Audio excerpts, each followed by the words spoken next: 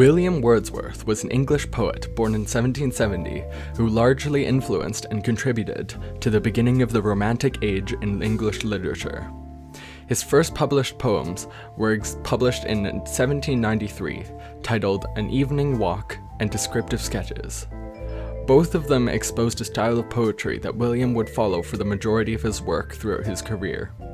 His surname, Wordsworth, was rather fitting to how he liked to write poetry, as many of his poems, including An Evening Walk, Descriptive Sketches, and many of the poems that would follow, would go for hundreds of lines at a time, sometimes with no paragraph breaks.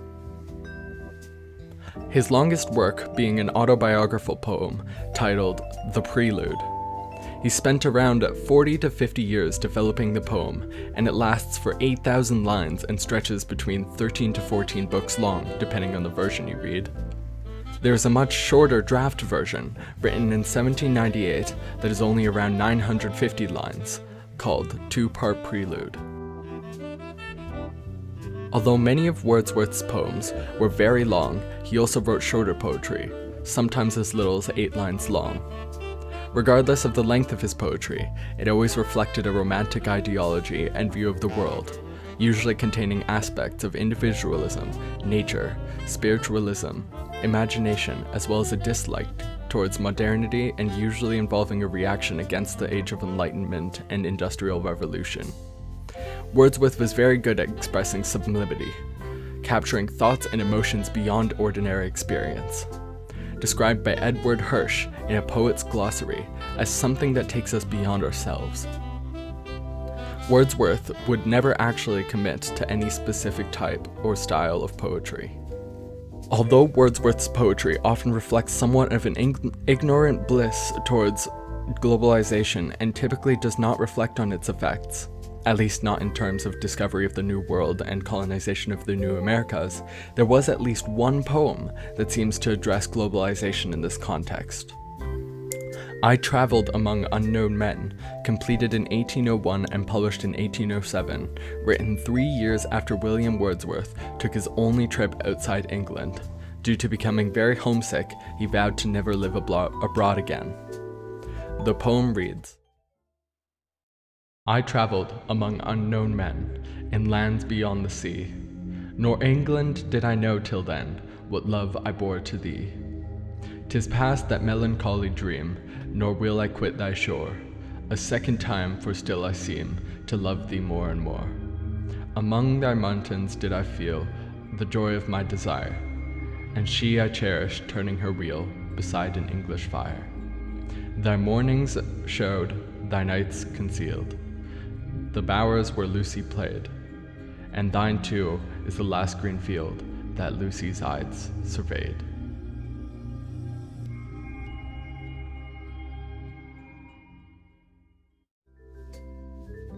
Even in the only poem that remotely addresses the theme of globalization, Wordsworth only even talks about how he misses living in England and not even acknowledging globalization as a concept.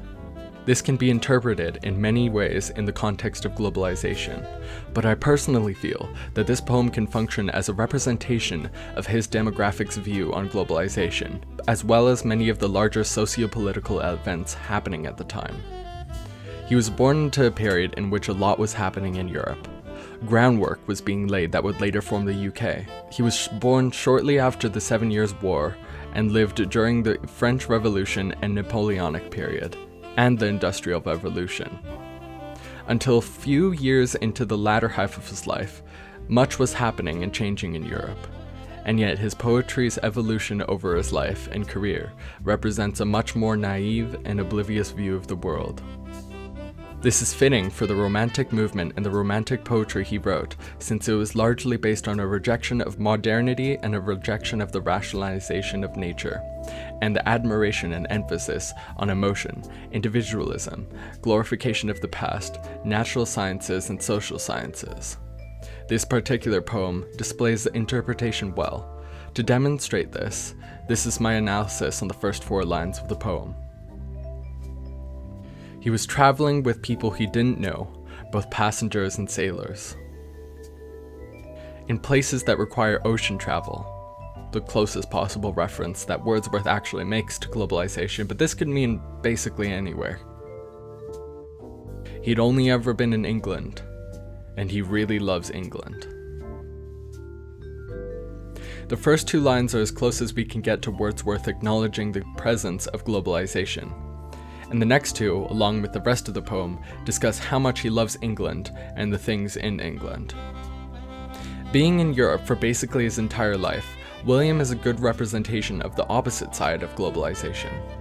While European colonists and missionaries are going back and forth between Europe and America, he remained in Europe, almost entirely unaware.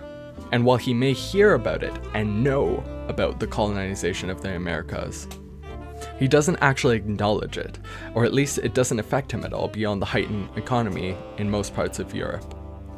This can also be interpreted to some extent as a parallel to the views of people in power at the time. Because even though the monarchs and the people of political and economic significance will likely hear about much of what's going on in the places they may be colonizing at the time, they don't actually experience much beyond the economic benefit it provides, which can explain, but not justify, many of the actions taken that may be considered immoral today. Most, if not all, of that analysis was an interpretation of the work in the context of globalization, and likely will not be the same as what someone else would interpret from it. Romantic poetry is based on sentiment, emotion, and imagination, which inherently makes it highly interpretive when compared to opposing styles of poetry, like neoclassical poetry. The song I chose was Fever by Peggy Lee. The song actually has nothing to do with globalization itself, apart from being an American song, but has almost everything to do with being a rough parallel representation of Wordsworth's interpretation of the world. His poems usually describing his personal experience and feelings towards things such as England, nature, or Lucy, who is a fictional character that appeared in many of his poems to represent his romantic interests. Certain lyrics of the song, depending on what version you listen to, actually indirectly ignore the negative impacts of globalization, and lyrics that could be interpreted as a glorification of European missionaries and colonists, although insensitivity might be expected since it's an American band from 70 to 80 years ago. A visual representation was the assuaging of waters. Again, this painting doesn't directly lead to globalization, but through various interpretations and metaphorical parallels with Wordsworth's life, connections can be drawn. This painting was by John Martin, who was a romantic painter from around the same time that Wordsworth was. And this is my original poem. I won't actually read it, but if you want to, you can try to in the 5 seconds that it'll be up. Otherwise, that's it.